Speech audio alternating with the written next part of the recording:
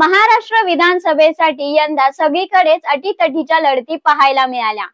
288 मतदारसंघांपैकी सांगली जिल्ह्यातील इस्लामपूर मतदारसंघात निशिकांत दादा पाटील व जयंत पाटील अशी एकाच एक लढत यावेळी पाहायला मिळाली।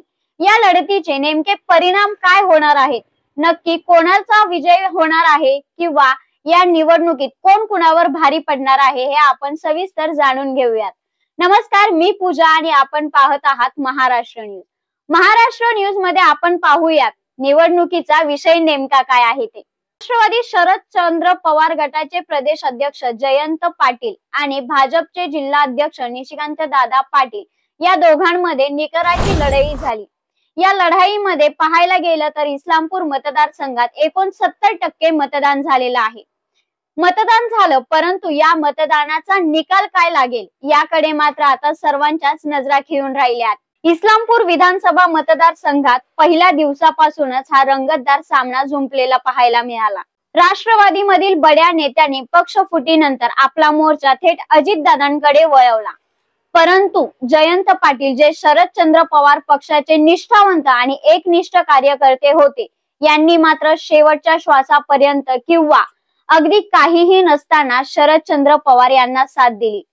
सगळेजण सोडून जात आहेत म्हणून आपणही जावं असा विचार न करता त्यांनी थेट पक्षाची पुनर्बांधणी केली। अशातच शिवस्वराज्य यात्रेमार्फत जयंत पाटलांनी महाराष्ट्रभर दौरे केले आणि या दौऱ्यातूनच तळागाळातील जनतेला एकवटलं आणि पक्षाच्या मुख्य प्रवाहात आणून सोडलं।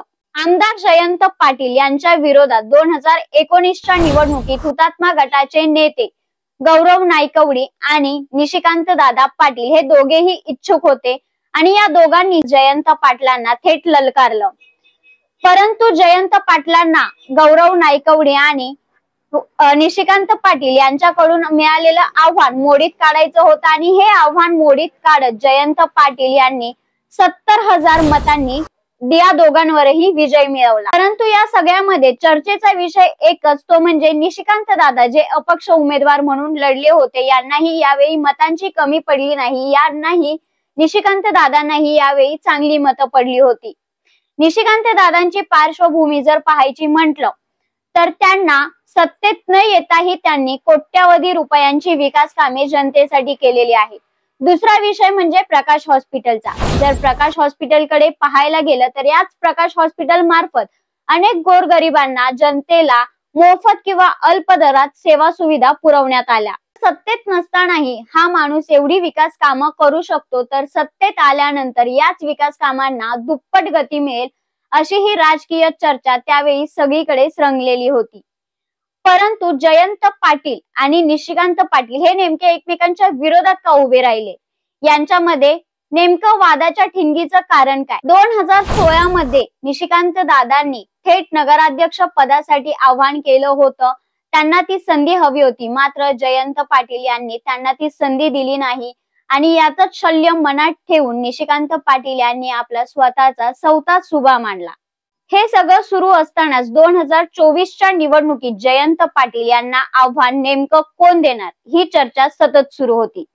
असे असतानाच निशिकांत दादांनी आपले दंड थोपटले आणि या निवडणुकीसाठी सज्ज झाले। त्याचप्रमाणे हुतात्मा गटाचे नेते गौरव भाऊ नाईकवडी आणि शिवसेनेचे जिल्हा अध्यक्ष आनंदराव पवार हे दोघेही या निवडणुकीसाठी इच्छुक होते। मतदारसंघात एकाच एक उमेदवार देण्याबाबत वरिष्ठ पातळीवरही हालचाली घडून आल्या। भाजपचे जिल्हा अध्यक्ष निशिकांत भोसले पाटील हे भाजपच्या चिन्हावर लढणार अशा चर्चा सुरू असतानाच निशिकांत दादांना अजित पवार गटात प्रवेश देण्यात आला आणि त्यांना याच सोबत उमेदवारी देखील जाहीर झाली। हे सर्व काही एका रात्रीतच घडले। यामागे इस्लामपूर मतदारसंघातच जयंत पाटील यांची कोंडी करण्याचा प्रयत्नही झाला। निशिकांत दादांच्या प्रचारासाठी उपमुख्यमंत्री अजित पवार यांनी इस्लामपूर आणि आष्टा येथे सभा घेतली। या सभेदरम्यान सांगली विमानतळ, सांगली पेठ रस्ता, MIDCचा प्रश्न या प्रश्नांवरून जयंत पाटील यांच्यावर टीका केली। इतकेच नव्हे तर शेतकऱ्यांच्या जिव्हाळ्याचा प्रश्न म्हणजेच ऊस दर व कासेगाव येथे पोलीस ठाण्याची इमारत या दोन प्रश्नांवरूनही टीका केली। कासेगाव पोलीस इमारतीच्या संदर्भात ते म्हटले की त्यांना कासेगाव पोलीस ठाण्याची इमारत बांधायची होत नाही आणि हे स्वप्न पाहतात मुख्यमंत्री होण्याची।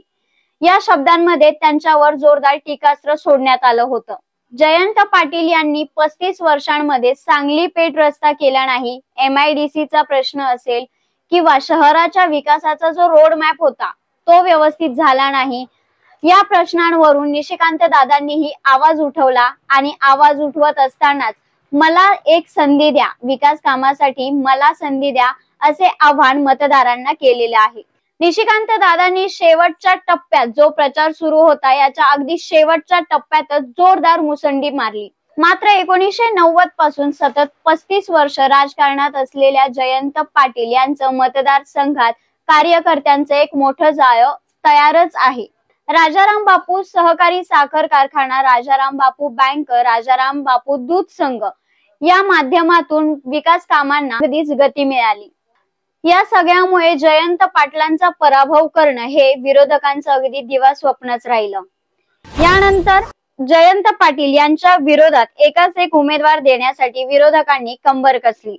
यामध्ये खासदार धैर्यशील माने, हुतात्मा गटाचे नेते गौरव नायकवडी, जिल्हा बँकेचे संचालक राहुल महाडिक, त्यानंतर शिवसेनेचे जिल्हा प्रमुख आनंदराव पवार, आमदार सदाभाऊ खोत, कवठेपिरांचे माजी जिल्हा परिषद सदस्य भीमराव माने यांनी आपली ताकद निशिकांत दादा यांना दिली, तर माजी आमदार विलासराव शिंदे गटाने आपला पूर्णतः पाठिंबा हा जयंत पाटलांना दिला। जयंत पाटील आणि निशिकांत दादा भोसले यांच्यामध्ये झालेली रंगतदार लढाई सगळ्याच मतदारसंघांमध्ये तसेच जनतेच्याही ध्यानात आणि चर्चेत राहिलेली आहे।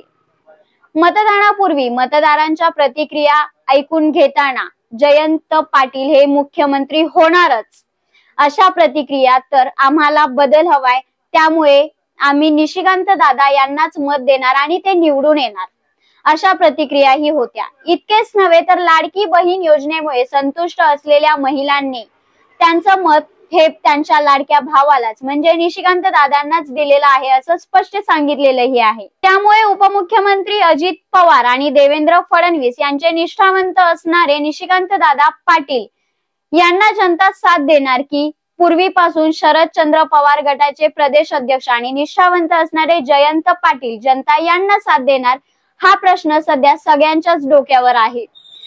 तर येत्या 23 तारखेला जनतेचा निकाल, जनतेचा कौल हा कोणाच्या बाजूने होता हे समजणार आहे। अशाच नवनवीन निवडणुकीच्या पार्श्वभूमीवर प्रत्येक सेकंदाच्या बातमीसाठी सबस्क्राईब करा महाराष्ट्र न्यूज चॅनलला। मी पूजा तुमचे मनापासून आभार मानते।